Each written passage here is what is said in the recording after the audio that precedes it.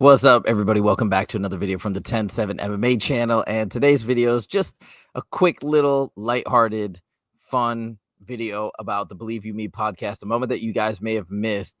I made sure to remember this moment when it occurred, whatever, 4 or 5 days ago when I first saw the pod. It is one of the most awkward, most hilarious moments on the Believe You Me podcast. Now, just to give you a little bit of backstory, we're going to go through what led up to this incredible awkward moment. But what makes this whole interaction so funny is the reaction and the facial expressions of Michael Bisping. So you got to make sure to pay close attention once we get closer and closer to the minute. And if you guys just want to fast forward to the hilarious clip itself, it's going to be timestamped. You can jump ahead and go to it right now. But this is going to be a quick one.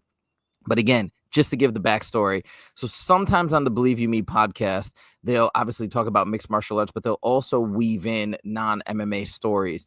And Harrison, kind of the assistant guy who, I guess the producer, you could say, he'll generate a bunch of fun story ideas that have appeared in the news, and he'll just pop them up and he'll explain them to the guys in the midst of the show, just so they can have some variety and they'll respond and react to these stories in real time. It's funny, but it's not always I come to the show primarily for MMA news and interviews and things like that. But this one was hilarious. And what makes it so funny, again, is it's like there's a miscommunication between Paul Felder and Michael Bisping, which leads them to go down this really, really bizarre route of conversation. And the facial expressions and the reactions are so priceless. Anyways, all right, let's get into it. I'll let you see what goes down for yourself. So here we go. This is the beginning where they're explaining this incident that happened at a museum involving this chair made out of Swarovski diamonds or crystals or something like that. Some really expensive chair. And I don't know, look what happened here. In this museum. So the man here took a shot and this chair is not the same anymore. Did it break? I saw this. Oh my God. What an absolute dickhead. So because I saw this on Instagram about a week or two ago, I think, or a few days ago. It is a crazy story, by the way. I mean, you kind of want to fault the guy. It felt like at first he was trying to be very careful and sit down very gently, or like hover right above the chair. And then I don't know what happened. And then he changed his mind and tried to actually sit on the chair, which is insane. But maybe he thought it would hold, but it was insane. And God, I don't even want to know the liability here. I think it's made out of Swarovski, if I'm saying that right. Crystals, Swarovski. Yes, sir. Yeah, it's made out of Swarovski crystals. It's called the Van Gogh chair, so I'm assuming it's got something to do with Vincent Van Gogh, right? You know, it's old as hell. It's in a museum. It's made of crystals. Don't sit on the goddamn chair. Look at it.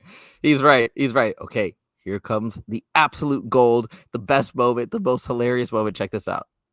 How about this? Unless the museum is called Please Touch Museum, which there is one in Philadelphia for kids, it's called the Please Touch Museum. Meaning you're there to touch stuff. Sounds like a different kind of museum. No, the Please Touch Museum. Yeah, not the children, Michael. The things in the museum. That'd be weird. Shut up. Yeah, that'd be weird. I'm not talking about the kids. I'm like, please touch museum. I think that museum was on an island somewhere. And no. I'm thinking about something that you might find in Amsterdam or something. But for adults, Paul. Oh, yes. Whatever. Yeah, Jesus Christ, we're not talking about kids, bro. So you assume... It's so good. So he's again. I get so like if you rewind now, I think both of them were just thinking two different things.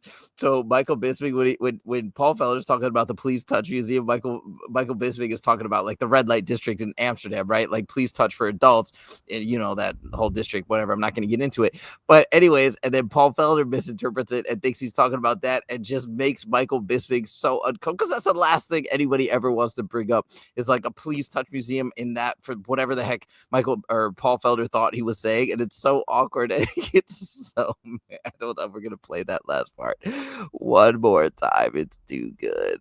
Oh, Michael Bisping is so funny. Okay, check this out. It's old as hell. It's in a museum. It's made of crystals. Don't sit on the goddamn chair. Look at it. How about this? Unless the museum is called Please Touch Museum, which there is one in Philadelphia for kids, it's called the Please Touch Museum. Meaning you're there to touch stuff. Sounds like a different kind of museum. No, the Please Touch Museum. Yeah, not the children, Michael. The things in the museum are that'd protecting. be weird. Shut up. Yeah, that'd be weird. I'm not talking about the kids. I'm like, please touch museum. I think that museum was on an island somewhere, and no. I'm thinking about something that you might find in Amsterdam or something. But for adults, Paul. Oh, yes. Whatever. Yeah, Jesus Christ, we're not talking about kids, bro. The reference to Epstein's Island, it's too good. It's too good. Anyways, I feel like a lot of people may have missed this moment, and I made sure to remember this moment to show it to you guys. I digress. This show is incredible. You guys don't need me to tell you that. The one of my favorite podcasts on mixed martial arts. I hope these guys don't think that I'm clouding them. I'm just highlighting a funny moment that I think was just completely innocuous and a miscommunication, but so dang funny. When I heard it live, I was dying laughing and just watching Michael Bisping sort of like squirm because he's like, wait, this is not at all what I meant. What are you doing, dude?